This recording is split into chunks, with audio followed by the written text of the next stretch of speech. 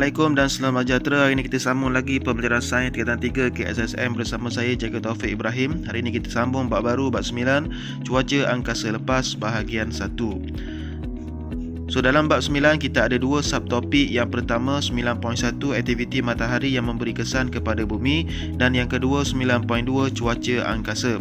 So kita akan belajar dahulu 9.1 aktiviti matahari yang memberi kesan kepada bumi. So dalam 9.1 bahagian 1 kita akan belajar satu saja hasil pembelajaran, iaitu menerangkan dengan lakaran tentang struktur dan fenomena yang berlaku di permukaan matahari. Jadi slide kali ini kita akan bincang berkenaan dengan struktur matahari terlebih dahulu. Jadi apa itu matahari? Matahari merupakan sebuah bintang yang terletak dalam galaksi Bima Sakti dan membentuk sistem suria. Bumi merupakan salah satu planet yang mengelilingi matahari. Matahari ialah berbola gas berkomposisi 71% hidrogen, 27% helium dan 2% unsur-unsur berat yang lain. Diameter matahari adalah sekitar 1,391,980 km. Jisimnya adalah sekitar 300,000 kali lebih berat daripada jisim bumi. Jarak purata matahari dari bumi ialah 149,680,000 km.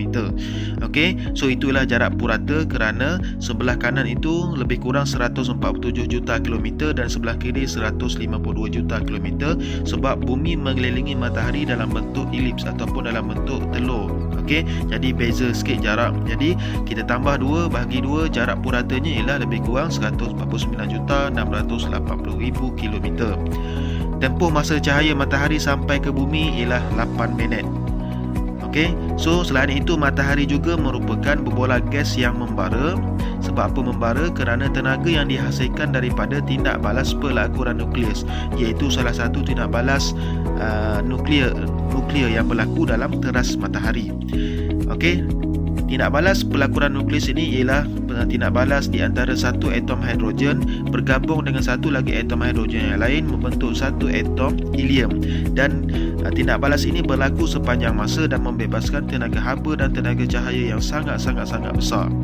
Okey, suhu di teras ialah 25 juta darjah Celsius. So kita akan pergi dahulu kepada struktur matahari. Apa lapisan-lapisan yang ada dalam matahari dan apa suhu-suhu di setiap lapisan tersebut dan fungsi-fungsi di setiap lapisan tersebut.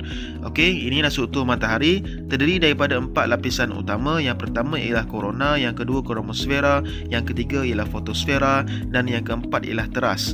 Jadi ada dua zon, iaitu zon perolakan dan zon radiasi. So kita akan pergi satu persatu.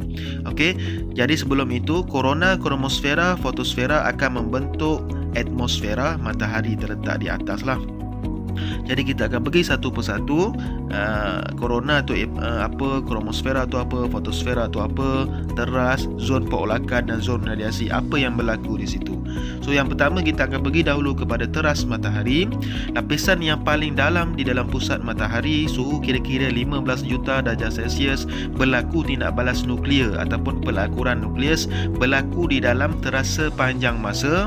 Okey, di antara dua atom hidrogen dan membentuk satu atom helium, dan tindak balas pelakuran nukleus ini menghasilkan tenaga dan haba yang sangat tinggi. Okey, kalau perkadarannya bersamaan dengan 100 bilion bom atom per saat, maknanya setiap satu saat 100 bilion bom atom meletup. Bayangkan, okey, kalau Perang Dunia Kedua sebelum ini di Nagasaki dan Hiroshima baru satu bom atom, okey, memberikan kemusnahan yang dahsyat, letupan yang kuat. Bayangkan di matahari setiap saat 100 bilion bom atom meletup. Jadi tenaga sangat tinggi. Walaupun tenaga sangat besar dibebaskan, okey, 100 bilion bom atom per saat, matahari tidak musnah. Sebab apa? Sebab diimbangi oleh tarikan graviti yang sangat tinggi.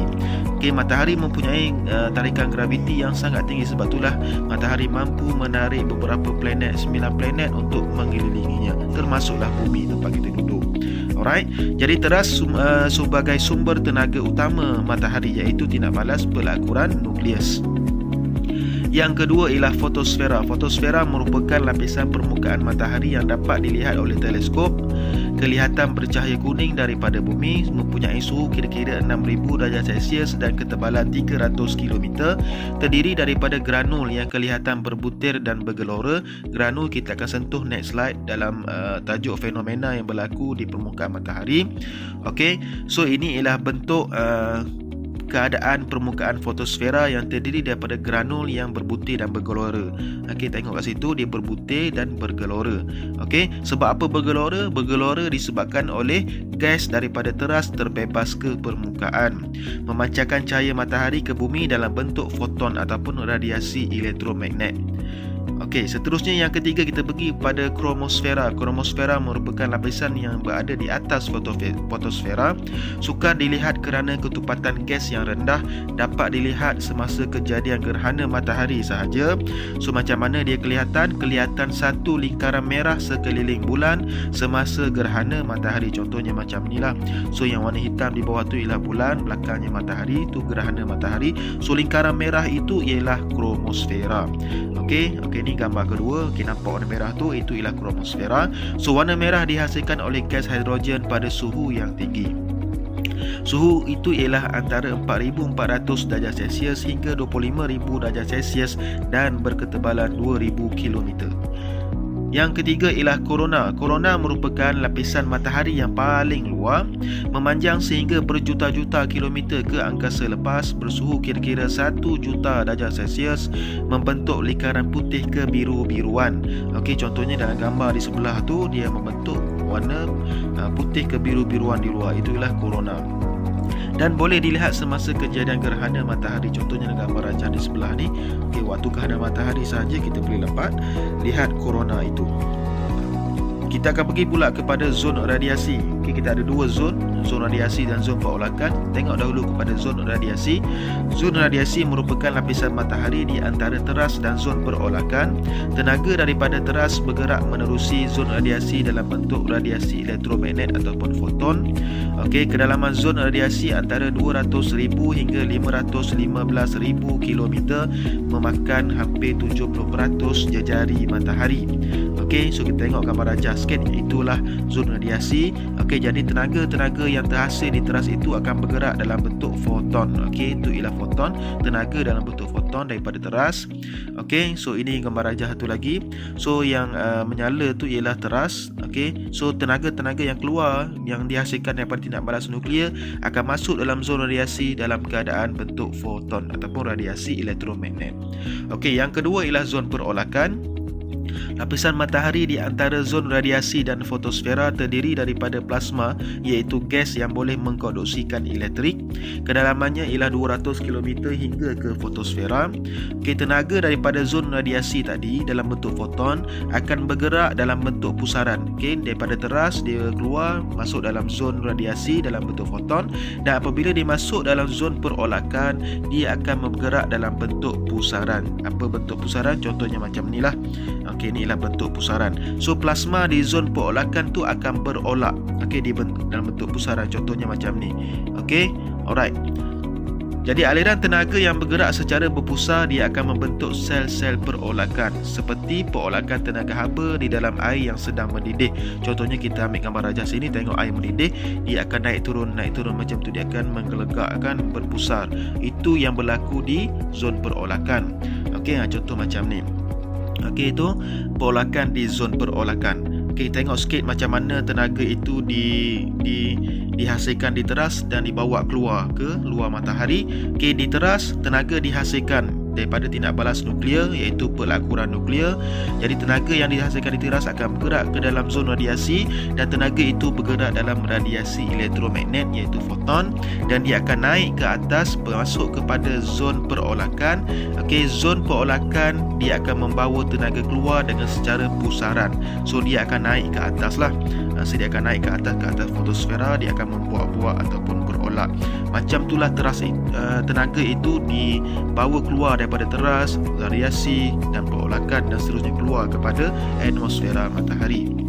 Okey, so kita pergi kepada kesimpulan sedikit setiap lapisan, apa dia fungsi dia. Yang pertama sekali ialah teras. Teras merupakan lapisan yang paling dalam dan sumber tenaga matahari dan berlaku tindak balas nuklear iaitu pelakuran nukleus. Jadi tenaga yang banyak dihasilkan, haba dan tenaga. Jadi tenaga tadi akan bergerak ke zona radiasi. Tenaga haba dipindahkan dalam bentuk radiasi elektromagnet ataupun foton, dan selepas itu tenaga itu akan bergerak masuk ke dalam zon perolakan.